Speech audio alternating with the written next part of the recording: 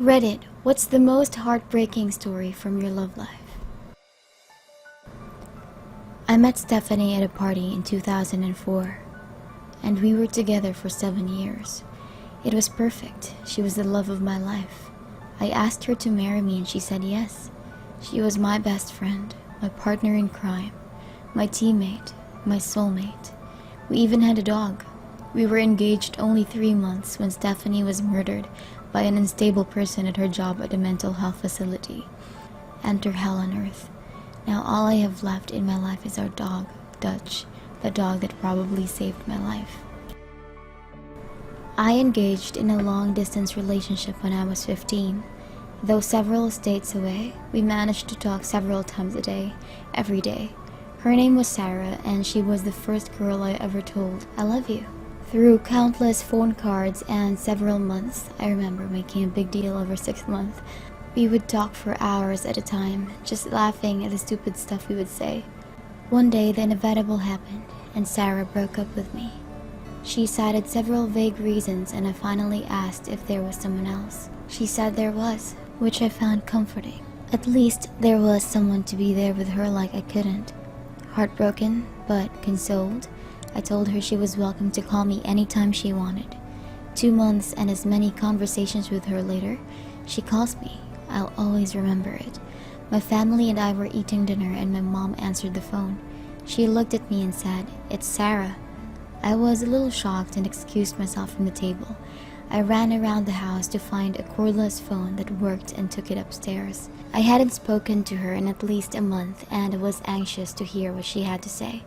When I picked up and my mom hung up on the other end, I could hear that she was crying. She told me that she was in the final stages of her battle with leukemia. There was no other boy, she told me. She had only wanted to spare me the experience of losing her. She explained very little, just that she wanted to talk to me again and say goodbye. After hanging up the phone, I just sat there and cried. I'm 24 now and I still have trouble dealing with this. I have no idea what actually happened because I couldn't get a hold of anyone at the number or the address. It's possible that she was just trying to severe contact with me by feigning a terminal illness. Sounds like a bad sitcom now that I say it. But to 15-year-old me, she died in a bed and I couldn't be there for her. My imagination was consumed with a feeling of loss. To this day, I can't watch A Walk to Remember. It's 6 in the morning and I've just gotten off of work 2 hours prior. I've had a couple of beers and under any other circumstances I wouldn't have shared this story. For some reason I thought it would be therapeutic. It wasn't really.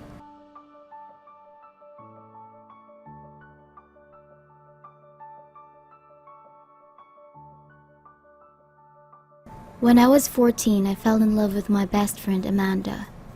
We were together 24/7. We were adorable. We'd never leave each other's side. A few years passed and we got a call that her mother had overdosed and passed away. We were 16 and my parents let her stay with us. We planned out our entire life together. We were going to move when we were 18, get married, and have kids. We were going to be together forever. Well, that did not happen. It was the day after her 18th birthday. I got a nice room at a hotel in Reno and figured we could walk around and see everything. We were from a small town. My mom decided that we could take her car and we started the long drive. About 3 hours into the drive, I got rear-ended on the freeway. The car spun out sideways and the front driver's side slammed into a ditch, causing the car to completely flip. I didn't have a seatbelt on and went out of the back passenger window. I woke up. There was dust everywhere. I didn't see her. I looked back and see the car upside down and tires still spinning. I ran over and crawled back into the car and tried to get her to wake up. There was blood and broken glass everywhere. I can still smell and taste the dust of the airbag and the blood in my mouth. She never moved. I laid there by her side until I passed out. I woke back up in the hospital with everyone around me. They kept having to push me down and tell me not to move. I had to find her. I had to know she was okay. No one would answer me. They told me to stay calm, that I had fractured my skull and I needed to be still. They gave me a shot and I was out. 4 days later, I woke up. I could barely move. That's when my parents came in and told me she had died right then and there in the car. The first response team told my parents that I had been found inside the car holding her hand. I have prayed every night since then, 3 years ago, but it feels like yesterday, for God to give her back to me. To this day, I know that it wasn't my fault, but I still can't come to terms with it. I lost more than a girlfriend that day. I lost part of my own life along with her. We dated for over a year and were each other's best friends. We completely understand each other, and we are still madly in love with each other. But it was best for us to break up because we weren't in the same place. She's 20 and wants to be married and have kids soon, and I'm 21 and wanted to date her for a while and get married and have kids around age 30. It was mutual and we both knew it was the best for us, so we decided on a day to break up. On the last day of our relationship, I decided to take her out on one last date night. We spent the entire date thinking back and talking about favorite times together, things we'll miss about each other, how we've affected each other's lives in so many good ways. I bought her flowers, took her to a nice romantic restaurant with live music, and went to see The Hobbit, through all of which we held hands. It was one of the most perfect, romantic, happy, and yet heartbreaking date we ever had. At the end of the night, we said our goodbyes as we hugged and kissed passionately for one last time and went our separate ways, never to see each other again. It was the hardest thing I've had to do to this day, but I wouldn't want it to end in any other way. It was as perfect as a heartbreak could be.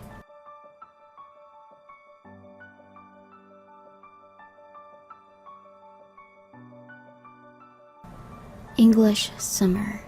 A whole summer gives new meaning to life. You had a few months of perfect until the day he had to leave.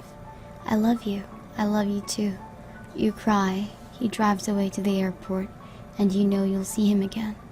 It's autumn, and the flamingos fly to another county too, 3,500 miles away, but you talk every day. You miss him so much, it's pathetic. Every evening you leave the light on. What if he comes? What if he'll knock at the door? What if? Winter's not too bad, and he begs, you have to come and see me.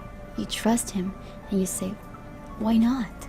You buy a plane ticket from the little money you've got, pack your stuff, leave your job and tell your boss and friends, I'll be back. They're all gobsmacked, but everyone else is the last thing you think about. The airport has new rules, no smoking. In the cafeteria, you have a coffee and not one but few cigarettes before the flight. Plane's always late. 5 hours and you're there. Finally embrace him so dearly. You feel you've waited so long for this, and yet you have a month to show him just how much you want to spend the rest of your life with him. He knows it. It's Christmas, it's New Year's Eve, with his family, but you feel left out because it's not your family, no matter how much they try to make you feel like home. The month's over, you tried. No, actually you haven't. You didn't know what to do, neither did he. It's your last night together, and this time he holds you so tight and says, maybe I'm getting old, but I wish I could hold you like this forever. You're silent. Your heart has found home finally. Outside it's snowing and you haven't seen snow in years. At heartthrob, busy people, you cry, let's say goodbye. Let's pretend we'll see each other again. On the plane you cry the entire flight. Back in Cyprus, it's warmer, you're broke. You spend the last money on the cheapest cigarettes. Have one until someone's picking you up from the new rules non-smoking airport. You're at home, but you don't want to ever spend one day here alone. You feel sick, you feel tired, lonely, depressed. You cry again so much you throw up. Finally, sleep falls over you heavy. It's morning and it's brighter today. Welcome back, but heartbroken. Friends see the sadness in your eyes. You pretend everything's fine. Get your job back, some money. You can't eat, you unpack. And every day is the same. Work, home, cry, sleep. Time forms a pattern, and part of it is you writing like mad and writing and writing. One day you get the phone call you've dreaded the day for it. At the other end, someone's telling you, I'm giving up. I can't go on like this. It's too painful. I have to give up. You know the reasons. But I love you. Well, it doesn't matter anymore. And it's the day the whole world collapses. Everything inside you turns inside out, upside down. You wish you die, but you're too confused and don't know how to do it, so you give up on that too. You're still sleeping alone in your home. You don't want to go there, but it's where you end up every night. In the dark, the radio plays the same song as every other night, and whatever song it is, it's a love song, and they're all about you two that used to be, but aren't anymore. April, your birthday, presents, friends, everything, everyone, one thing missing. So you dial a number, a voice you love to hear, and maybe for the last time. Stomach butterflies. You talk about small things, and then you forget what you want to say and fall silent. Just listen, not words, but a voice. You're happy he's okay. Few tears and you hung up. The best present you got that day or any other day. So much to miss him, yet somehow keep that special place in your heart for him. She went through what therapists later described as a quarter-life crisis and experienced a psychotic break. Tried to kill herself. Spent some time in the hospital. Went crazy. Refused treatment. Won't admit she is sick. Parents won't help. Started exhibiting other manic or BPD behavior. Compulsive eating. Got all fat. I hung in there for a year, but there was an incident in front of all my friends, where she ended up trashing our entire house, breaking anything made of glass, all the plates, my computer, her computer, injured the pets. Man, you name it. I hung on for a year. I did my best. We begged her parents, her mom was a social worker, to help. Nothing worked. I failed. My best friend is out there, broken, sick, unhappy, experiencing the world through a veil of lunacy and dysfunction. Hurts me to think about it. What a waste. Once she was a beautiful, smart, lovely woman whom I felt very passionate about.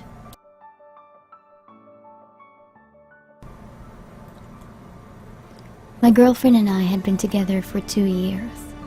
We lived together for a year, then I got a new job and moved 6 hours away for the second year. That definitely wasn't good for our relationship, and we were fighting a lot towards the end. So, the last day I texted her. This was Monday. She told me she was going to a sorority event. She was pledging a pre-law sorority, so I said, okay, have fun. Her last response was thanks. The next day, no responses from her when I asked how it went. I thought nothing of it, and even thought maybe they had taken her phone during the pledge process. However, her mom texted me that night and asked if I had heard from her, which didn't sit right with me. The next morning, she didn't show up to work, and that's when I called the police. It was only then that I found out that she didn't come home Monday night as well as Tuesday night. I was at work that day, and I couldn't focus at all. I had no idea what had happened to her or where she was. Her phone was dead, and the police couldn't trace it. They could only trace the last cell tower she was near. I felt so helpless being 6 hours away. I was in constant contact with her mom and sister. They were putting up flyers. I was putting up pleas for help on Facebook, Twitter, etc. The next day, I didn't go to work and spent the whole day on the phone with family, friends, police, anyone that I could think of. Everything went through my head. She was kidnapped, she was in a car accident, everything but suicide. Finally, I get a call from her sister Thursday night. They found her in her car 2 towns over in the middle of a field, and she had lit a gas grill in the back of her car and died from carbon monoxide poisoning. I was all alone hearing this news. I called my parents and they couldn't even understand me. This was the worst night of my life. I flew home the next morning and stayed there until the funeral. Now, the story doesn't end there. As soon as I get home, my dad tells me that he heard from the officer he talked to that my girlfriend was sleeping with someone I thought was my friend. I had no idea what to feel. Sadness, anger, disappointment. I felt like I still couldn't be mad at her. I even called the guy, and I told him that there's nothing I could say to make him feel any worse than he already does. He had a fiancée, and she had already moved out. I think the fact that my girlfriend knew she could never actually be with him was a last straw for her. But here's the worst part. She told him what she was going to do the day before she did it. got her cell phone back and read through their last messages, and she told him. She didn't say where or when, but he still didn't tell anyone. He basically said, "Nice knowing you." I called him back, and he said he was too drunk to remember. Meanwhile, he had just driven home. I told him to not come to the funeral because I didn't know what my friends or family would do if they saw him. I haven't heard from him since. That was 13 months ago. I have a great group of friends and family that have been so supportive over the past year. I still talk to her mom weekly, and I still think about her every day. There are still some tough days, but I feel like having a daily routine has helped me get to a better place than I was at. When I was 17, I started going out with a girl that I met on holiday. She lived about an hour and a half away from me, but we'd try and see each other every other week. I didn't realize for 9 months that what I had mistaken for love was just a sort of thankfulness that I finally had a girlfriend. When I realized that we really didn't have much in common and that I didn't love her, I broke up with her over the phone. I found out a couple of weeks later that she was pregnant. Fast forward a few weeks, she had a surgical abortion which resulted in an infection that rendered her infertile. She became suicidal, and I was the only person that she could talk to about it all. Shortly afterwards, things come to a head. Her uncle dies of a heart attack, her mom catches her dad cheating, and I forced her to tell her parents about what happened because of the huge strain it was putting on me. She attempted suicide and ended up in the hospital. Around this time, we have our final exams and we both failed. She was planning on going to Oxford and I was planning on going to Imperial College of London, which really screwed us up. 3 years later, and I still have nightmares about it all. I just wish I'd been there for her more than I was.